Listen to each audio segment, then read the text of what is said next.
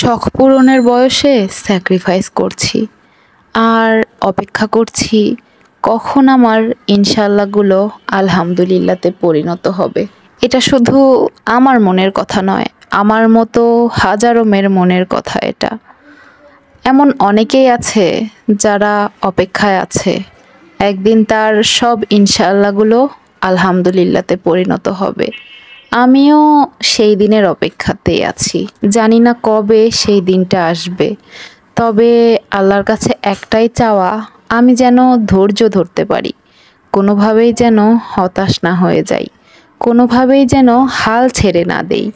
আমি যেন আমার গন্তব্যে পৌঁছাতে পারি। আল্লাহ যেন আমাকে সেই তৌফিক দান করেন এবং সেই ধৈর্যটা দেন। ধৈর্য আসলে অনেক বড় জিনিস।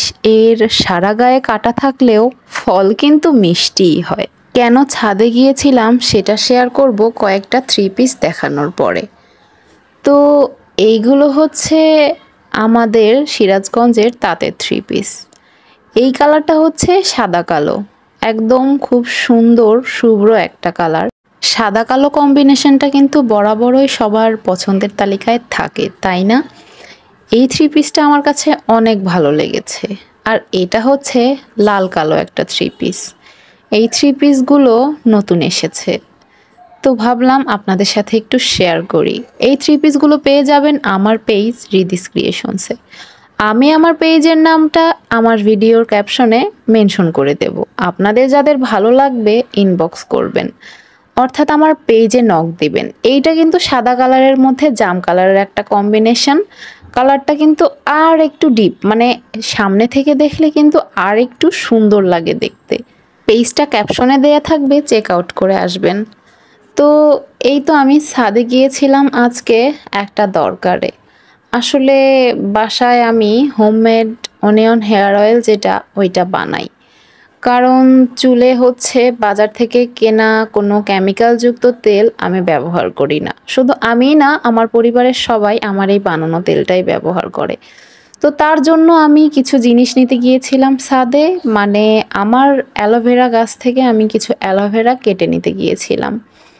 অনেকগুলো অ্যালোভেরা হয়েছে, প্রায় 2টা টব একদম ভর্তি হয়ে গিয়েছে আলহামদুলিল্লাহ।